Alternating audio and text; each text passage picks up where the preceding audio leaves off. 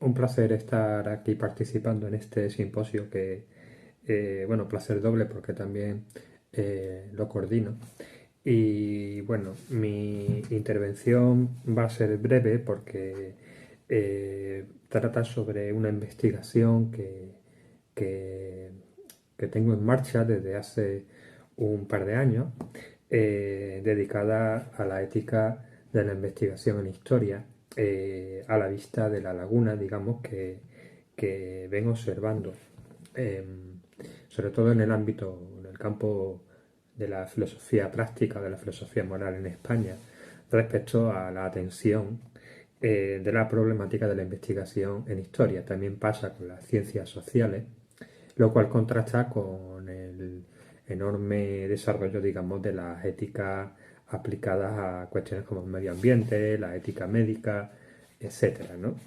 Entonces, como la historia forma parte de mi trayectoria, digamos, literaria e investigadora, pues digamos que estoy tratando de formalizar métodos, digamos, y enfoques que sean útiles tanto para historiadores o historiadoras como para, digamos, ir más allá y, y poder, digamos, afrontar ciertos debates públicos, algunos cruciales, que se están dando en torno al pasado, ¿vale?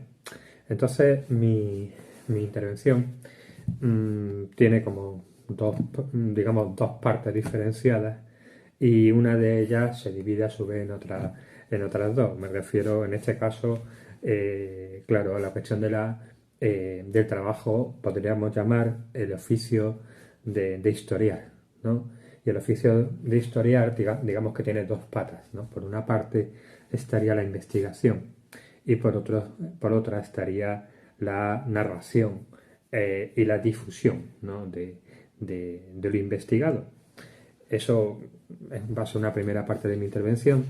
Y una segunda, pues haré alguna alusión, aunque más breve, por motivos de espacio, eh, acerca de lo que Habermas llamó el uso público de la historia, donde creo que, bueno, todos aquellos y aquellas que trabajamos con la historia, pues debemos de tener una posición clara, firme, desde el punto de vista ético, respecto a todos los debates que se dan en el espacio público en torno al tratamiento del pasado, ¿no?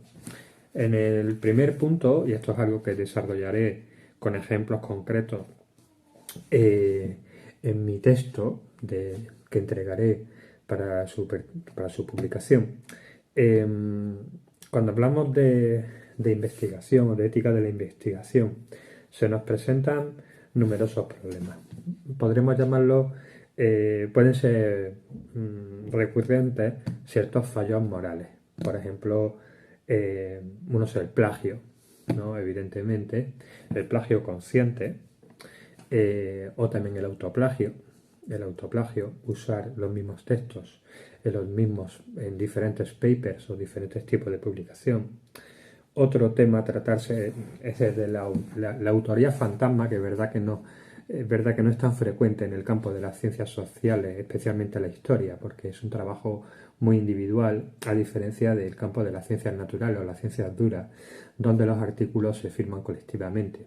Con autoría fantasma nos referimos, no es un término mío, nos referimos a la aparición de firmantes, de papers, de artículos, incluso de libros, firmantes de esos artículos que no han trabajado o no han trabajado en la misma proporción que el resto de autores, pero que aparecen como firmantes por diferentes motivos, diferentes casuísticas. Otro campo para abordar importante en torno a todo este tema es la cuestión del pago por publicar, de las revistas, las llamadas revistas depredadoras, etcétera. También es muy importante un punto que hace referencia a las fuentes. Cualquiera que hemos trabajado con fuentes, yo en concreto lo he hecho con dos tipos de fuentes o dos épocas. Una fue la época moderna, fuentes del siglo, especialmente del siglo XVI, trabajando la Inquisición, el Tribunal de Santo Oficio. Ahí ya se me despertaron preguntas cuando me encontré, por ejemplo, en el Archivo Histórico Nacional de Madrid, con, por ejemplo, testificaciones que a pesar de estar escritas en el siglo XVI, tocaron o tocaban temas íntimos. Y yo mismo me preguntaba al leer esas, por ejemplo, me acuerdo de una monja que confesaba relaciones sexuales con, con un amante, ¿no?, externo al convento, pues me preguntaba hasta qué punto el historiador está legitimado para hacer pública ese tipo de intimidad a pesar del tiempo. Esa misma pregunta se me volvió mucho más acuciante, por ejemplo, investigando muchos años después la Guerra Civil Española y la represión en la guerra, cuando me encontré con cartas confiscadas por ayuntamientos ya bajo el mando del bando sublevado contra la República, cartas, por ejemplo, de novias o de novios, haciéndose confesiones, buscándose, ¿no? Porque, claro, había diáspora y no se sabía muy bien nadie dónde estaba, o cartas desde campos de concentración. Cartas que habían sido confiscadas por los ayuntamientos y por eso se conservan en los archivos municipales. ¿Hasta qué punto, dónde estaría el límite entre la privacidad y el derecho a la información o al conocimiento? O sea, la privacidad de aquellas personas y sus familias, ¿no? Y el derecho a la información o al conocimiento del público, ¿no? Eso es un tema importante respecto al tratamiento de las fuentes primarias. También es muy importante la cuestión de la selección. Eh, el problema de los preconceptos y de los marcos teóricos previos que llevan a ejercer, que incluso pueden ideologizar la selección de las fuentes y privilegiar un tipo de fuentes y olvidar otras, ¿no? Eso también pasa especialmente con el uso de fuentes secundarias, con la selección bibliográfica. Está el problema de separar afinidad con ciertos autores, afinidad política, por ejemplo, con objetividad, ¿no? Con calidad también. Y a veces hay un mal uso explícito, incluso intencionado, de las fuentes. Me estoy acordando de libros de historia de enorme éxito editorial como Imperiofobia de Elvira Rocabarea, respecto al cual varios especialistas han señalado el uso malintencionado de datos y de bastantes de sus fuentes. Me estoy acordando de trabajos como Imperiofilia de Jesús Luis Villacañas, por ejemplo. Otro punto respecto al tratamiento de las fuentes sería la cuestión de las fuentes orales y al tratamiento de las fuentes orales. Sobre eso sí hay una larga reflexión ética en el ámbito de la antropología, en el campo de la antropología y de la sociología, porque trabajan con entrevistas. Y en Latinoamérica sí hay desarrollos al respecto, no tanto en el Estado español, ¿no? Ese sería, por un lado, el conjunto de problemas a abordar desde el punto de vista de la investigación en historia. El otro conjunto de problemas tendrían que ver con la narración y con digamos, la divulgación. De nuevo, el problema que ya he trabajado más bien a fondo y que hay algún artículo, algún paper ya en publicación, es de nuevo el problema de la objetividad, de la confusión entre imparcialidad y objetividad, y también el problema de la narración, porque, por ejemplo, esto ya entramos en el campo de la epistemología. Tenemos, cuando los que narramos historias, tenemos, por ejemplo, el problema de cómo convertir el datos muchas veces dispersos, por ejemplo, cuando se construye una biografía, cómo convertir eso en una narración con sentido. Y en ese sentido, la propia historia se puede ver, digamos, forzada, no voy a decir falseada, pero sí en cierta forma inventada, para en ese paso de los datos y de la información dispersa de la que se dispone, construir un relato con sentido, ¿no? En ese paso ahí hay que tomar una serie de precauciones. desde el punto de vista de la obligación de la verdad, ¿no? Del deber de la verdad, ¿no? Otro punto muy importante de problemas que tienen que ver con la divulgación es la cuestión de la libertad de expresión. Asistimos hoy en día a un ejemplo, digamos, brutal, pero que no es el único, en el caso de la Federación Rusa, ¿no? De cómo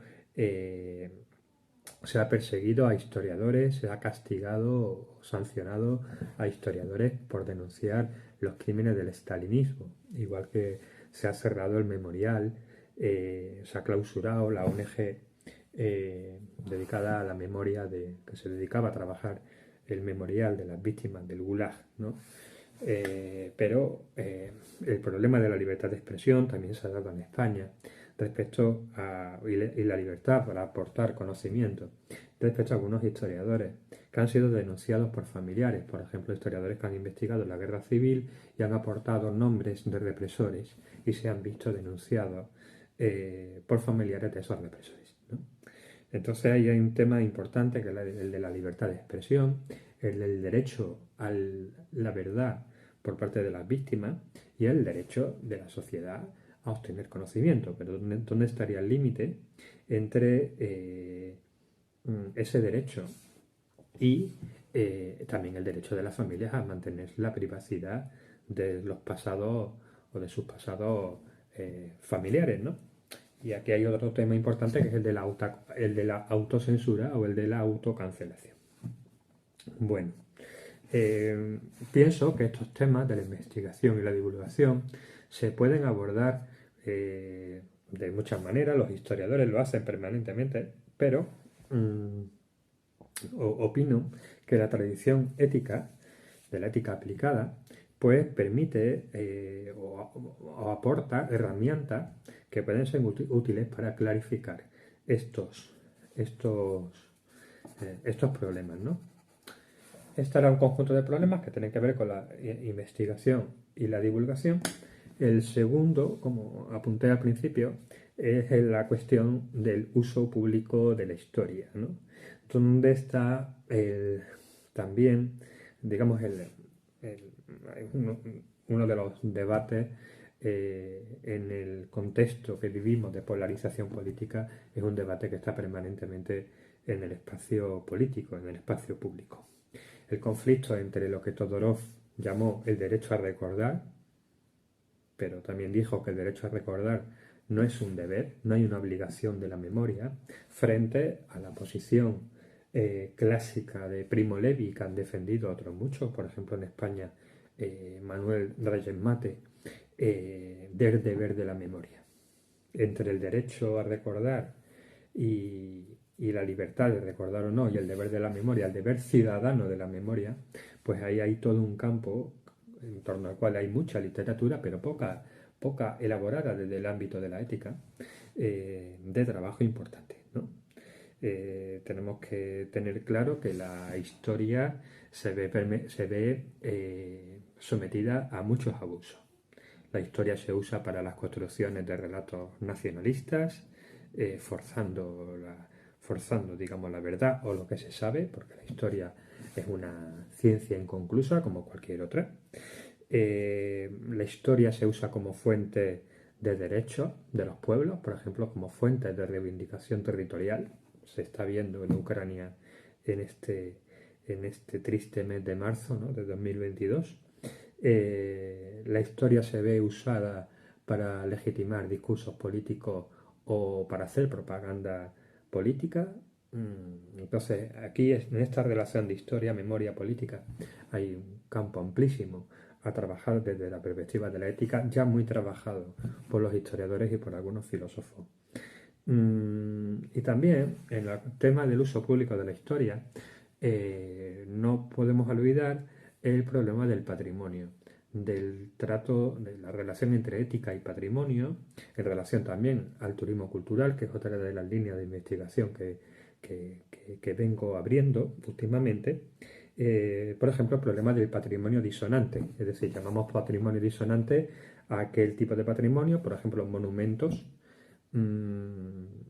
que conmemoran hechos condenables, ¿no? Por ejemplo, monumentos a dictadores, monumentos a conquistadores, que ya sabemos que han sido objeto de cancelación y de derribo en algunos casos, como pasó en Norteamérica a raíz de la muerte de George Floyd y la extensión de una masa crítica contra la memoria o la conmemoración de la conquista americana, ¿no? En el contexto de las luchas contra el relato colonialista o el relato colonial. Bueno, esto lo llamamos patrimonio disonante, ¿no? Porque hay un desajuste entre la presencia de esos monumentos conmemorativos, a veces de crímenes del pasado, respecto, digamos, al desarrollo moral de las sociedades, ¿no? Y bueno, esto sería un conjunto de problemas a abordar, considero, desde la ética, con herramientas propias o no solo, no necesariamente solo, porque de la ética, de las éticas aplicadas, pero creo que hay todo un campo por explorar que, que necesariamente pues bueno, pues tendrá que hibridar dichas herramientas con el conocimiento de la historia, con el trabajo que ya vienen realizando los historiadores, a los que como mínimo, más allá de la investigación, también se les debe de pedir, se les debe de exigir un posicionamiento razonado respecto a todo este tipo de problemáticas.